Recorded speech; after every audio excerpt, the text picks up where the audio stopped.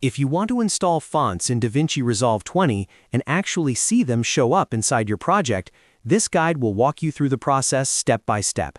This is a simple fix, but there are a few details you need to get right so Resolve recognizes the new font after you install it.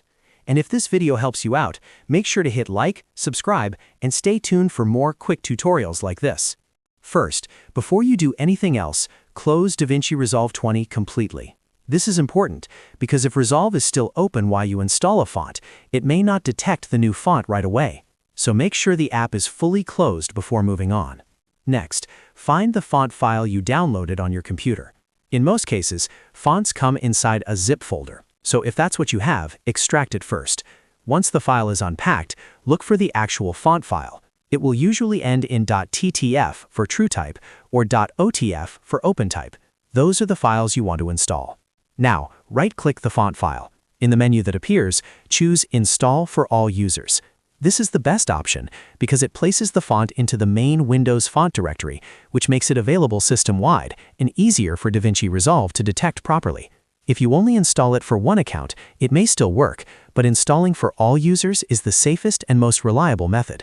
After that, open the Windows search bar in the bottom left of your screen and type Fonts. Open the Fonts system settings when it appears. This lets you confirm that Windows actually registered the new font. Once the Fonts window opens, look through the list of available font families and verify that your new font is there. If you can see it listed in Windows, that is a good sign that the install worked correctly. Now launch DaVinci Resolve 20 again. Once it opens, go to the Edit page by clicking the third icon from the left at the bottom center of your screen. This takes you to the area where you can work with titles and text. From there, open the Effects library in the top left corner. Inside the library, go to Toolbox, then select Titles. Here you'll find the text tools you can use in your timeline. Drag a text plus title onto your timeline, then click it so it becomes selected and highlighted with a red border. This tells Resolve that you're editing that title clip. Next, open the Inspector panel in the top right corner. Make sure the Video tab is selected because that's where the text settings are located. Once you're in the Inspector, click the Font Family drop-down menu. This is where all your installed fonts should appear. Now you can either scroll through the alphabetical list or type the name of your new font into the search box. When you find it, click it to apply the font to your text. At that point, your custom font should immediately appear in the title on your timeline.